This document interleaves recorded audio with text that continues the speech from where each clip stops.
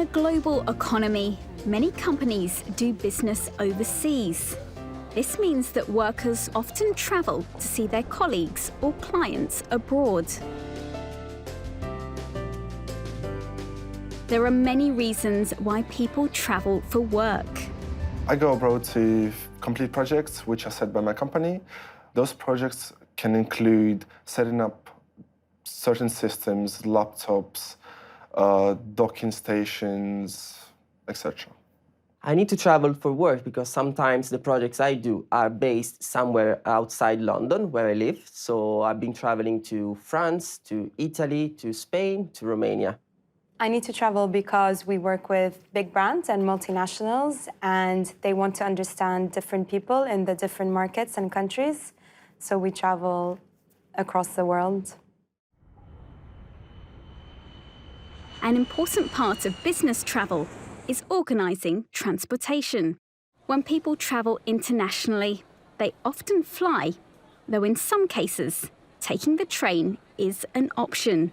I travel for work once or twice a month on a regular basis. I tend to fly short haul, and I use 2 different airlines.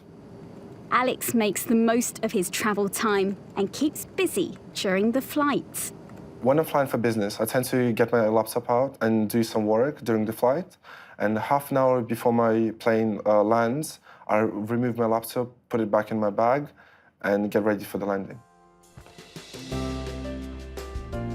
On business trips, you may need to stay overnight.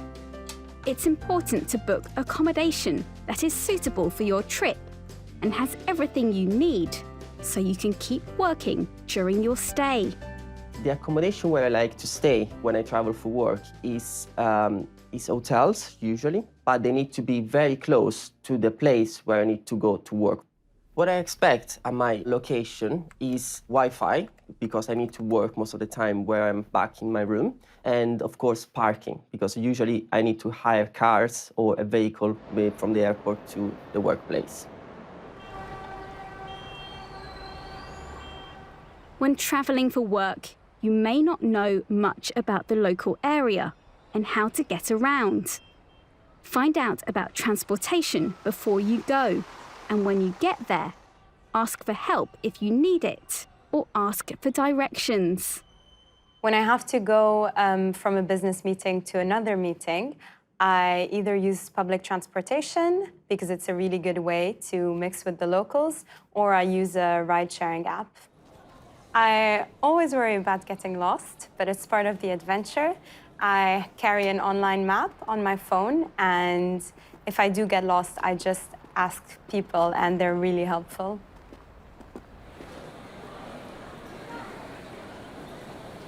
Even if you've planned ahead, things can still go wrong.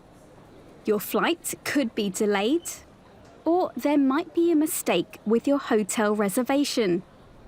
It's rare, however, to find a problem that cannot be solved. I remember once I was at the airport lounge waiting for my flight, and I got really confused with timings, and then I get to the gate, and it's written in huge red letters, "Gates closed," and I start panicking. And thankfully, the staff were really helpful, and they helped me through, and they rushed me to the plane through a back door, and I made my flight. Like anybody who's done the same thing several times, regular business travellers have advice they can offer to others. My top travel tip when traveling for work is to be very efficient in organization, because this gives you time also to enjoy the place where you're going after you're done your business.